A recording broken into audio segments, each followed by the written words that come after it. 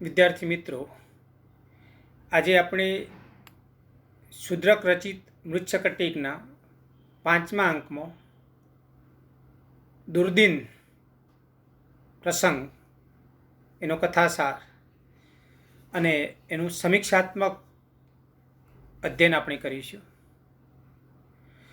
મિત્રો, આકાશમાં વાદળો ઘેરાયા છે, વરસાદ પડે છે. વિદૂષક રત્નાવલી વસંતસેનાએ સ્વીકારી એટલે નિરાશ થઈને પાછો ચારુદત્ત પાસે આવે છે. વૃક્ષવાટિકામાં બેઠેલો ચારુદત્તે પૂછ્યું, કામ પત્યું? વિદૂષક જવાબ આપે છે, તત્ખલુ કાર્યમ વિનષ્ટમ, બધું સત્યાનાશ થયું. શું તેને રત્નાવલી ન સ્વીકારી એટલે તો બધું બગડી ગયું. વસંતસેના આવી રહી છે એવો સંદેશો વસંતસેનાનો ચેટ ચારુદત્તને આપે છે. મિત્રો, અભિસારિકા વેશમાં ઉત્કંઠિત વસંતસેના, તેની સાથે એક છત્રધારિણી અને વીટ પ્રવેશે છે. વર્ષા ઋતુના વિસ્તૃત વર્ણનની રમઝટ વસંતસેના અને વીટ બોલાવે છે. ગરજતા અને વરસતા વાદળોમાં વસંતસેના ચારુદત્તના ઘરે આવીને મૈત્રેયને પૂછે છે, ક્યાં છે તમારા દ્યુતકર? વસંતસેના પ્રવેશીને ચારુદત્તને પુષ્પથી પ્રહાર કરીને પૂછે છે, ઓ દ્યુતકર, સંધ્યા સુખદાયી છે ને? ચારુદત્ત પણ એટલા જ મોકળા મને જવાબ આપે છે, મારા જાગતા જ સંધ્યા તો વીતી ગઈ. નિશ્વાસ નાખીને રાત્રિઓ પસાર કરી, પણ ઓ વિશાળ લોચને, તારી સાથે મિલન થતાં આ સંધ્યા મારા શોકનો અંત લાવનારી બની છે. વસંતસેનાની દાસી કથાને છેડતા પૂછે છે કે આર્યા પૂછે છે કે રત્નાવલીની શી કિંમત છે? કારણ કે આર્યા પોતાની સમજીને જુગારમાં હારી ગયા, એટલે એના બદલામાં સુવર્ણ ભાંડ લો. આ સુવર્ણ ભાંડ તો તે જ છે જે ચારુદત્તના ઘરેથી ચોરાયું હતું. વસંતસેના ઉન્મુક્ત થઈને ચારુદત્તને વરસતા વરસાદમાં આલિંગન આપે છે. ચારુદત્ત ઉદ્ગાર કાઢે છે, ઓ મેઘ, હજી વધુ ઊંડી ગર્જના કર. તારી કૃપાથી કામથી પીડાયેલા મારા અંગો સ્પર્શથી રોમાંચિત બનીને કદંબના પુષ્પ બને છે. મેઘ જળથી ભીના શીતળ બનેલા અંગોથી ભેટે છે. મિત્રો, આ અંકનો મોટો ભાગ વર્ષાનું વર્ણન રોકે છે. આનાથી વધુ કાવ્યાત્મક, વધુ મોહક અને વધુ તાદ્રશ્ય કુલ 37 પદ્યોમાંનું વર્ણન સંસ્કૃત સાહિત્યમાં તો શું, પણ અન્ય સાહિત્યમાં પણ મળવું મુશ્કેલ છે. વાદળોથી ઘેરાયેલા આકાશને જોઈને ઉન્મત્ત બનેલી વસંતસેનાની જેમ કવિને પણ, અહીં કવિ શબ્દ અત્યંત ઔચિત્યપૂર્વક પ્રયોજી શકાશે. કવિતાનો શાક ચઢ્યો છે. કવિની સર્જકતા પણ અહીં નિર્બંધપણે વરસી છે. શુદ્રકની સર્જકતાનો ઉત્તમ ઉન્મેષ અહીં પ્રગટ્યો છે. પણ મિત્રો, આના પરથી એમ સમજવાનું નથી કે શુદ્રકે અતિસંયમપૂર્વક પહેરી રાખેલો નાટ્યકારનો વેશ જાણે કે ફગાવી દઈને પોતાનામાં રહેલા કવિને છૂટો દોર આપી દીધો છે. નરી કવિતા હોય એવા વર્ણનો તો સંસ્કૃત નાટ્ય સાહિત્યમાં થોકબંધ મળે. આ વર્ણનો નાટકના કોઈ વિશેષને પ્રગટાવનારા ન હોવાથી નાટકની બહાર સ્વતંત્રપણે આસ્વાદી કહી શકાય. એટલે કે એ વર્ણનો સંદર્ભિત બન્યા હોતા નથી. પણ અહીં એમ નથી. આનાથી વધુ કાવ્યાત્મક વર્ણન કદાચ મળે, પણ આનાથી વધુ સંદર્ભિત વર્ણન જડવું મુશ્કેલ છે. સમસ્ત વર્ણન ઉચિત સંદર્ભ સાથે વિનિયોગ પામીને એક ઊંડી પ્રતિકાત્મકતા ધારણ કરે છે, જેને કારણે આસ્વાદ્ય અંશોનું સ્ફુરણ થયા જ કરે છે. એટલે મિત્રો, આ વર્ણનનું આપણે બે રીતે મહત્વ આંકી શકીએ. એક તો તેની પોતાની સ્વતંત્ર આસ્વાદ્ય કાવ્યાત્મકતા, અને બીજી તેની સંદર્ભથી ગૌરંભિત પ્રતિકાત્મકતા. વર્ણનની કાવ્યાત્મકતા સ્વયં પ્રતિપાદ્ય હોવાથી તત્ક્ષણ આસ્વાદ્ય બને છે. વર્ણનને કવિએ બે રીતે બહેલાવ્યું છે. એક તો અલંકારોનો આશ્રય લઈને, અને બીજું સ્વભાવોક્તિના ચિત્રો દોરીને. ઉપમા, ઉત્પ્રેક્ષા વગેરે અલંકારોની શ્રેણીઓ પર શ્રેણીઓ કવિએ ખડકી દીધી છે. વિદ્યુતની પીળી પ્રભાથી જેનું પિતાંબર રચાયું છે, પંક્તિબદ્ધ બગલાઓનો શંખ ધારણ કરતો મેઘ કેશવની જેમ જાણે કે આકાશને ઓળંગવા પ્રવૃત્ત થયો છે. પીંગળેલી ચાંદી જેવી વિદ્યુત દીવાની જ્યોતથી ક્ષણમાં દેખાઈને અદૃશ્ય થતી વ્યોમ વસ્ત્રના કપાયેલા છેડાઓ જેવી આ ધારાઓ પડે છે. એક વિશાળ વ્યોમ વસ્ત્ર, અને તેમાંથી કપાઈને છેક નીચે પૃથ્વી સુધી આવતા તેના છેડાઓ જેવી ધારાઓ અદ્ભુત કલ્પન છે. આર્દ્ર તમાલપત્રોની શ્યામલતાથી સૂર્ય જેમાં પીવાઈ ગયો છે તેવું આકાશ બન્યું છે. બાણોના પ્રહાર પામેલા હાથીઓની જેમ રાફડાઓ પણ ઓગળીને બેસે છે. સોનાની દીપિકા જેવી વીજળી મહેલમાં ફરનારી બની છે. દુર્બળ પતિ ધરાવતી પત્નીની જેમ મેઘ જ્યોત્સનાને બળજબરીથી ઘસડી જાય છે. વાદળો હાથી જેવા છે, અને તેઓ વિદ્યુતરૂપી દોરડાથી બંધાયેલા એકબીજાની સામે દોડાદોડ કરે છે. ઇન્દ્રની આજ્ઞાથી ધારાવાળા વાદળો પૃથ્વીને રૂપાના દોરડાથી જાણે ઊંચકવા મથી રહ્યા છે. આ ઉત્પ્રેક્ષા પણ અતિ કાવ્યાત્મક છે. મિત્રો, 25મા શ્લોકમાં પયોધરની ધારારૂપી ગૃહમાં રહેલા જગતને નિદ્રિત બતાવ્યું છે, અને તેની પદ્મ સમૂહોરૂપી આંખો સ્થિર બની છે. રાત દિવસની સભાનતા ગઈ છે. દિશાઓરૂપી મુખ ઢંકાયેલું છે. વિસ્તૃત વ્યવમાં અનેક વાદળો રૂપી છત્રનું તેને આવરણ છે. 27મા શ્લોકમાં કલ્પનાત્મક, ચિત્રાત્મકતા અને કાવ્યાત્મકતા બેનમોન છે. આકાશ જાણે વીજળીથી સળગી રહ્યું છે. સેંકડો બલાકાઓથી ખડખડ હસી રહ્યું છે. હાસ્યનો વર્ણ શ્વેત હોય ને, સંસ્કૃત કવિ સમય પ્રમાણે ધારારૂપી બાણો છોડતા વાદળોવાળા ઇન્દ્રધનુષથી કૂદકા મારી રહ્યું છે. પવનથી જાણે કે ધૂણી રહ્યું છે, અને સાપ જેવા નીલા વાદળોથી આકાશને ધૂપ આપી રહ્યું છે. કાદવની વચ્ચેથી ફૂટતી કમળની દાંડીઓના જેવી વારી ધારાઓ વાદળોને ફોડીને બહાર પડે છે. છેલ્લું મિત્ર, એક કલ્પન જોઈએ. આકાશ બગાસું ખાય છે. કેવી રીતે? વિદ્યુતરૂપી જીહવાથી, મેઘધનુષના ફેલાયેલા બાહુથી, વિસ્તૃત વાદળની હડપચીથી અંતરિક્ષે જાણે બગાસું ખાધું. ગોરંભાયેલા આકાશનું, ગરજતા અને વરસતા વાદળોનું, ચમકતી વીજળીઓનું ચિત્તમાં અજંપો પેદા કરવા સમર્થ એવું આ વર્ણન સંદર્ભની વિદ્યુત લેખાથી સંસ્કૃત સાહિત્યમાં સુહાય છે. મિત્રો, ઉન્માદિત કરનારા વાતાવરણમાં ચારુદત્ત જેવો સંયમી પણ ઉત્કંઠિત બને છે. એકાએક અકાળે આવી ચડેલું માવઠું અંતરિક્ષ અને ઉત્કંઠિત હૃદયને ઘેરી વળે છે. આ પહેલું જ પદ્ય છે. ચારુદત્ત એટલે વૈયક્તિક ભાવ અભિવ્યક્તિમાં સરવાને બદલે સામાન્ય હકીકતનું વિધાન કરીને પોતાની હકીકત સૂચવી દે છે.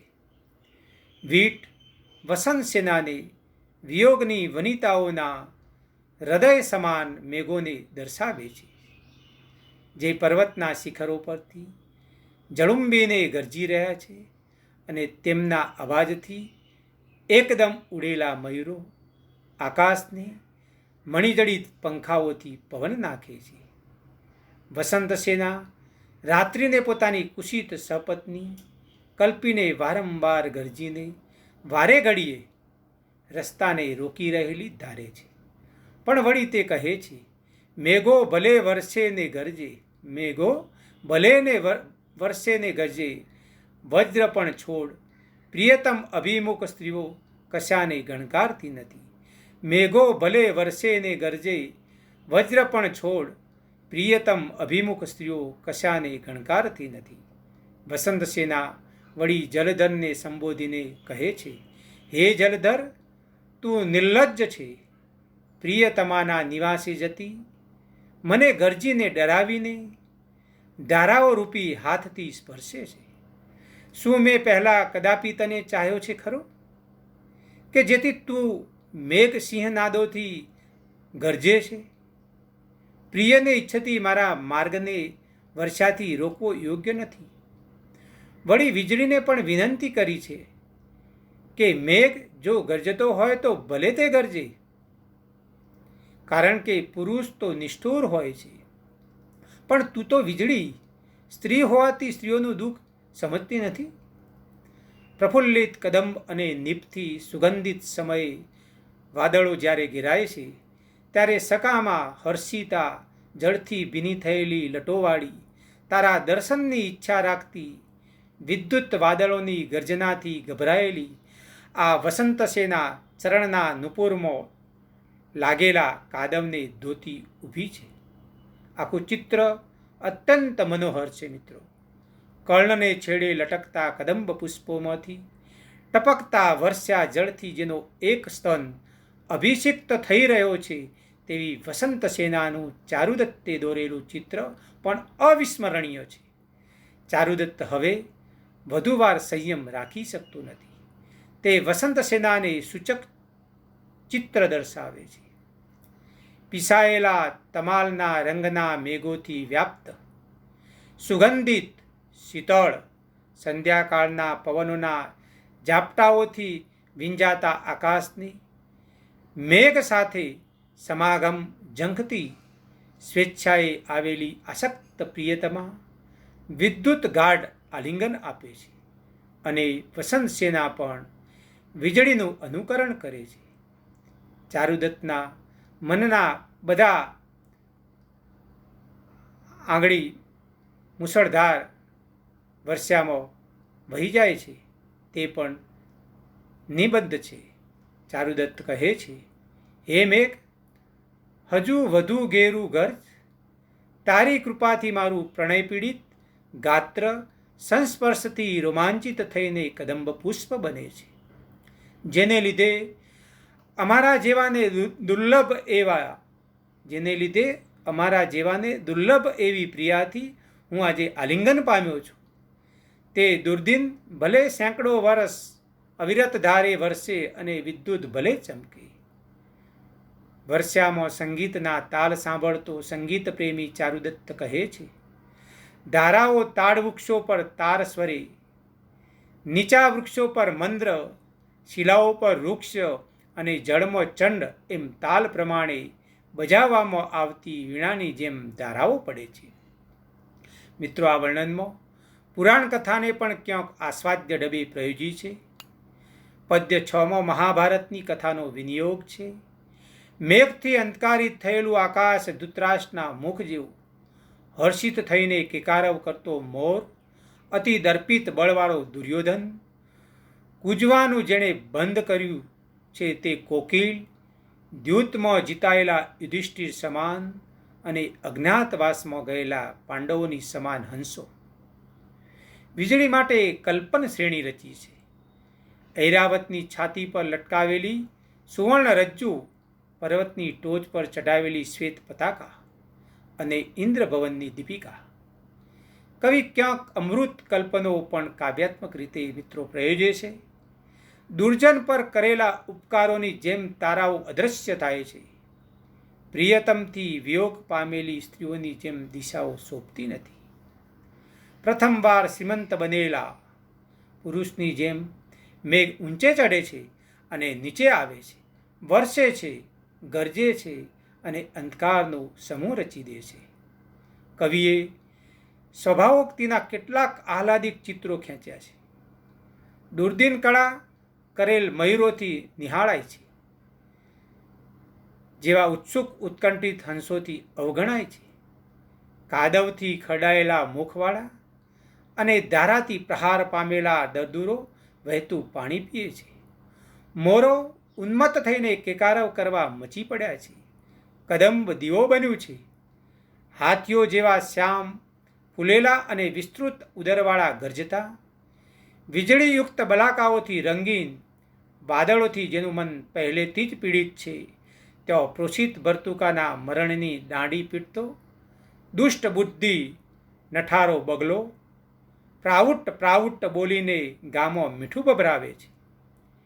એકબીજાને વળગેલા ચક્રવાક યુગલો, ઉડતા હંસો, ફેંકાયેલા માછલાઓ અને મગરો, મોટા ભવનોની આકૃતિ ધરાવતા વાદળોની વિવિધ આકૃતિઓનું પદ્યનું વર્ણન પણ રમણીય છે.